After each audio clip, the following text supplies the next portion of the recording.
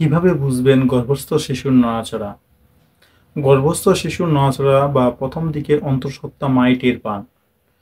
সেদিনকার অভিজ্ঞতা থেকেই কোনো তুলনাই হয় না। এই আনন্দময় মুহূর্তের জন্য মা অপেক্ষা করে থাকেন।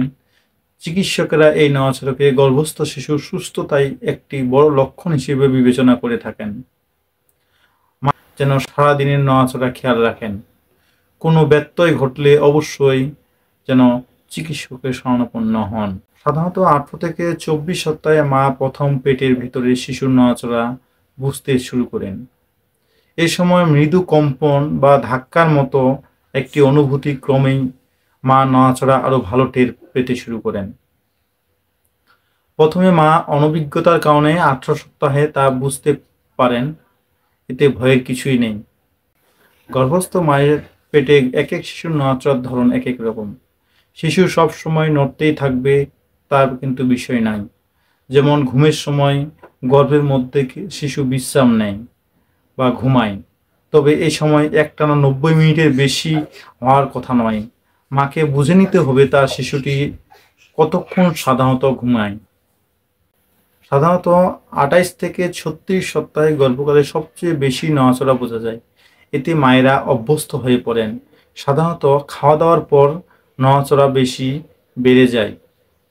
36 থেকে 42 সপ্তাহে গর্ভকালে গর্ভস্থ শিশু আকারে বেশ বড় হওয়ার কারণে তার নড়াচড়ার স্থান কমে যায়, ফলে নড়াচড়ার তীব্রতাও কমে যায়, কিন্তু নড়াচড়া কমে না।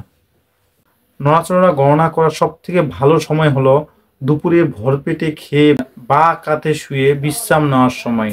নড়াচড়া গণনার জন্য কাউন্ট টু 10 হচ্ছে সবচেয়ে সহজ ও স্বীকৃতি পদ্ধতি। এটা হলো প্রতি 2 ঘন্টায় বাচ্চা কতবার নড়ে উঠল তার হিসাব রাখা।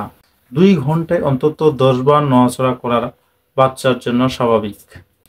কিছু কিছু কারণে বাচ্চার নড়াচড়া কমে যেতে পারে বা দীর্ঘ সময় ধরে নাও নড়তে পারে। এগুলো হলো গর্ভপুল সামনের দিকে যদি থাকে, ঘুমের ওষুধ খাওয়ায়, মা অ্যালকোহলে আসক্ত যদি থাকে, ধূমপায়ী হলে, জরায়ুর পানি অতিরিক্ত কমে গেলে, মায়ের যে কোনো জটিল ও শারীরিক মানসিক সমস্যায়, শিশুর শ্বাসকষ্ট ইত্যাদি নড়াচড়া হঠাৎ কমে যেতে পারে। নড়াচড়া হঠাৎ কমে যাওয়া মানে গর্ভস্থ শিশু নিস্তেজ হয়ে পড়েছে। কিক কাউন্ট কমে গেলে মৃত সন্তান প্রসবের ঝুঁকি বেড়ে যায়।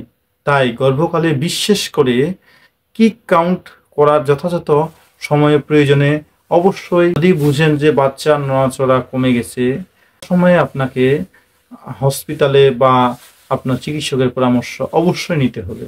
বারের বেশি নড়াচড়া বুঝতে পারলে মোটামুটি নিশ্চিত হওয়া যায়, তবে 2-1 ঘন্টার মধ্যে শিশু 10 থেকে 20 বার নড়লে আর গোনার দরকার নেই। স্বাস্থ্য বিষয়ক টিপস পেতে আমাদের সাথেই থাকুন। ভিডিওটি ভালো লাগলে সাবস্ক্রাইব করুন। আল্লাহ হাফেজ।